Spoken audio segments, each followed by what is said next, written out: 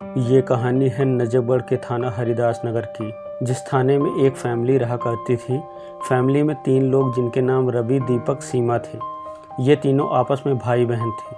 क्योंकि सीमा की शादी हो चुकी थी और होली आ गई थी, सो कुछ जगह के रीति रिवाजों के अनुसार लड़की पहली होली मायके में ही मनाती है। सीमा वापस मायके आकर दीपक और भाभी से मिलती है, मगर उसे रवि नहीं दिखाई देता है। 2 दिन रहने के बाद सीमा वापस ससुराल चली जाती है, लेकिन अभी तक रवि का कुछ अता पता नहीं लगा। वो व्हाट्सएप स्टेटस तो लगा रहा था, मगर सीमा के मैसेजेस को सीन नहीं कर रहा था। सीमा ने भी सोचा, जब उसे मेरी परवाह नहीं तो मैं ही कितनी बार मैसेज करूं उसे।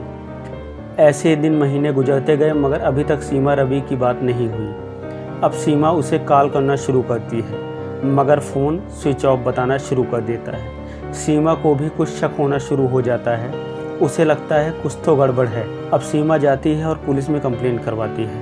पुलिस पूछती है कि किसी पर शक है क्या आपको? वो कहती है हमारी तो किसी से दुश्मनी नहीं है। यहीं से पुलिस सोचती है कि केस को पहले घर में ही खंगाला जाए। पुलिस रवि की भाभी से सवाल जवाब करती है, मगर वहाँ भी गोल मटोल जवाब ही मिलता है। लेकिन पुलिस तो फिर पुलिस है। वो रवि की भाभी की कॉल डिटेल निकलवाती है।